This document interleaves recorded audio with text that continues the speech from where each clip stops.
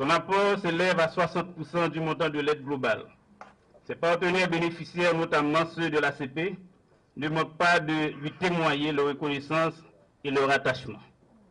Depuis l'accord de Cotonou et l'institution de l'Assemblée parlementaire paritaire ACP-UE, notre coopération bénéficie de cadres renforcés où il est désormais possible de promouvoir les processus démocratiques à travers le dialogue et la concertation, de sensibiliser les opinions publiques sur les enjeux du développement et d'examiner en profondeur les questions liées au partenariat ACP-UE.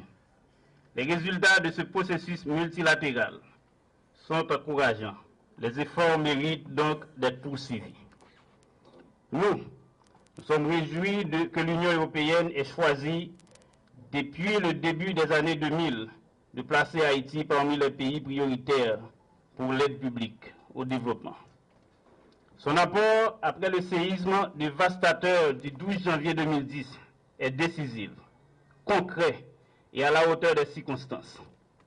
1,2 milliard d'euros pour la reconstruction et la signature de 5 conventions de financement pour un montant de 230 millions d'euros alloués à des projets d'aide à la société civile, de développement territorial, d'appui budgétaire, etc.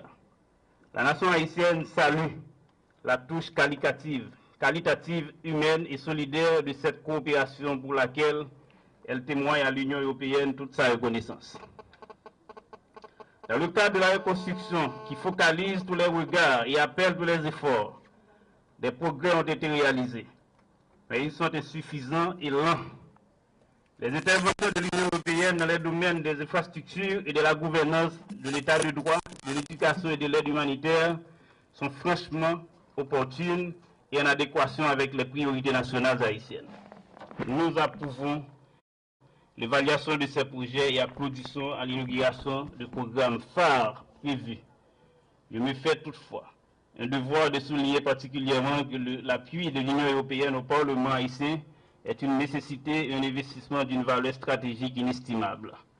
À travers une perspective visionnaire de développement décentralisé, l'apport de l'Union européenne au département du Centre, région longtemps oubliée des politiques publiques, est considérable.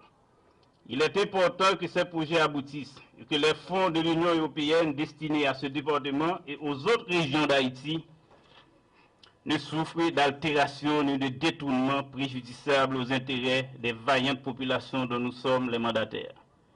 Monsieur le commissaire, nous sommes sensibles à la réaffirmation éloquente de l'engagement de l'Union européenne aux côtés d'Haïti et vous remercions sincèrement de vouloir partager les préoccupations du Parlement relatives à notre future coopération. Nous saluons avec plaisir et respect votre présence sur la terre d'Haïti. C'est ambitieux, mais pas impossible. Il y a certes un problème de faible capacité dans le ministère qui a été aggravé par le séisme, mais le point de départ reste la capacité de vision et de la volonté politique. Vous pouvez compter sur une communauté de donateurs, y inclus de l'Union européenne et d'agences internationales qui demandent mieux qu'une coordination responsable et efficace de l'aide et qui est prêt à soutenir vos efforts dans cette direction. Un bref mot sur le futur de notre coopération.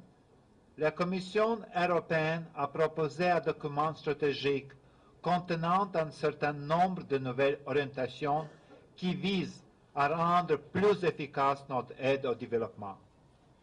Premièrement, nous voulons concentrer davantage de ressources financières dans les pays où les besoins sont plus aigus. Haïti pourrait dès lors bénéficier dans le futur d'un volume de l'aide plus important.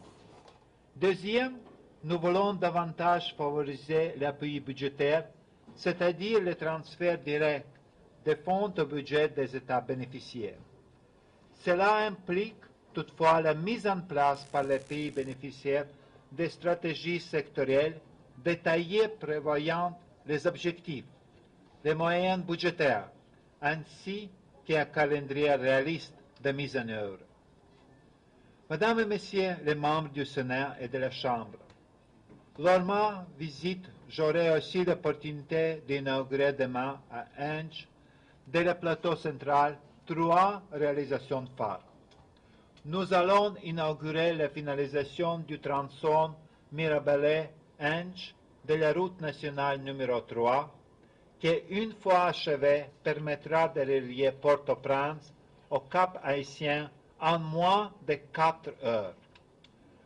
Nous allons aussi avoir l'occasion d'inaugurer le tribunal de Ange, symbole de notre appui à la reconstruction de l'État et au renforcement de l'État de droit.